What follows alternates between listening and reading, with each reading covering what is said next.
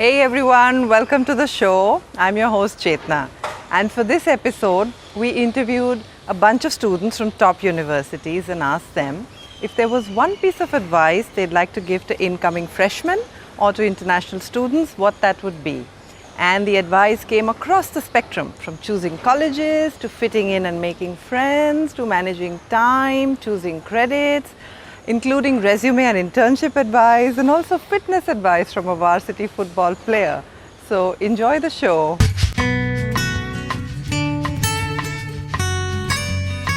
I think take your college applications seriously, but not so seriously that you think that it's the end of the world. More than just jumping into the race of, let's apply colleges. Think about which colleges you genuinely want to apply to. Which ones do you fit in with, right? Like, every college has a personality. Does your personality sync in with the university's personality? I think that's the most important thing. A lot of students don't even ask the question saying, maybe they ask a macro level question saying, okay, do I need to study in the UK or do I want to study in the US? Right. But what are the implications of that? Within the US, am I an East Coast person? Am I a West Coast person? Am I a public school person? Am I a private school person?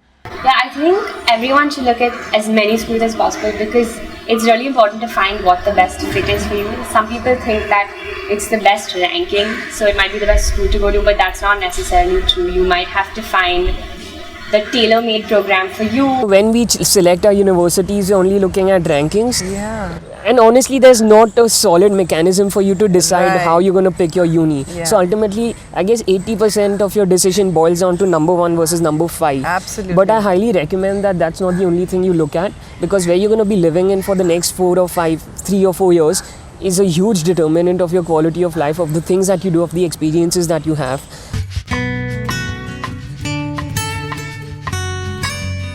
I think that is the biggest challenge for an international student going to college in the US or the UK or any of these other places, is that you're away from your comfort zone. Aside from that, I think another challenge is that you are surrounded by a lot of people who are probably very, very good or better than you at doing the same things that you do. And you just have to reorient yourself when you get there. You have to figure out what you're good at and just do what you do. And slowly as time passes, you will become a part of their culture. Initially you experience something that they call culture shock. And I think culture shock is a very appropriate term. But as you give it time, you somehow become a part of the culture without even knowing, and without even realizing that you have.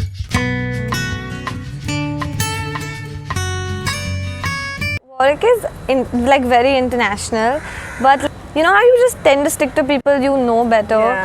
Especially because you've had pre-departure events and things in Bombay, you'll end up knowing Indians more. So you'll end up sticking to Indians end up sticking to Indians. Spanish people end up sticking with them. French with French.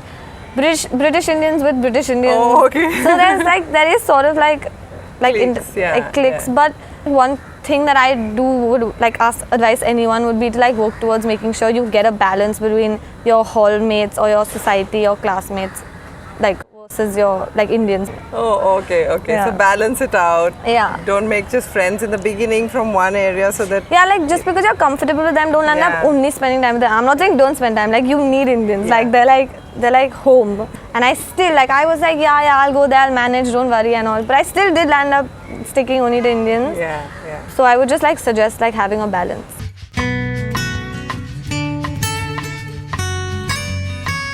So first I'd say this illusion about free time in college, right? So it is true that you do have a lot more free time in college than you do in high school, but a lot of freshmen underestimate how much time it probably takes them to do things properly, because you can't really afford to leave things to the last minute in college and expect to do well. You really need to plan ahead, especially when it comes to reading work. The other thing I'd say that freshmen tend to get wrong is a lot of them think that they need to finish something immediately, or they have this impression that they need to have everything figured out by the first semester, which really is not the case. Once you get to college, you'll realize that you didn't have everything figured out, and that's perfectly fine. Most people don't have everything figured out, and the whole idea of the American system is they give you time to experiment and realize what you're really interested in. I think what people don't realize is that the amount of freedom that they get in college So you never have anybody breathing down your neck, nobody's telling you what to do, what not to do. So when you have this immense amount of freedom, a lot of people, or some people, don't know what to do with it. They don't know how to structure their time, they don't know how to, it's not that they don't know, they're just overwhelmed with the amount of freedom and the so-called free time that they have. But when you're in college, time really isn't free. Okay, I think credits are really important. So at least international students might not be comfortable with the whole credit system. So don't take too many credits, because a lot of freshmen in first semester underestimated college work. Like you say, a chemistry class in college, and even an IB high level chemistry, it might be the same amount of content, but the college class will have more work to do.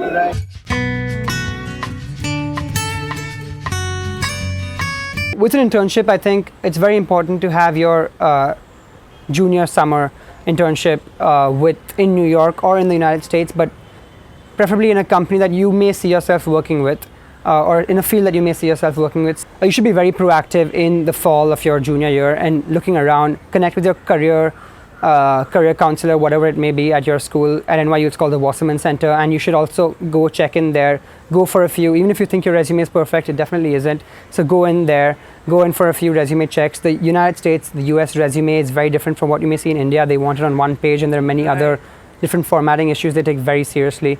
So you should definitely touch base with your school counselor.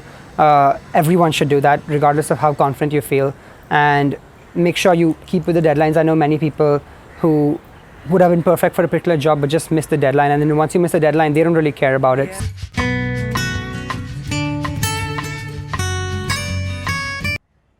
You definitely have to be interested in staying fit. You can't force yourself to do it, because my break from studying is literally going to the gym. Even in the IB, I used to study while I was at the gym on the cross trainer or treadmill. And yeah, it's just healthy to stay fit and eat healthy as well, especially when you have no one giving you food straight on your plate like it is at home. Please click the subscribe button below, like me at facebook.com/ChetChat101, follow my Twitter handle ChetChat101, or at Instagram ChetChat101. Please leave your comments in the sections below, and if you'd like me to feature any particular college, please let me know. Thank you.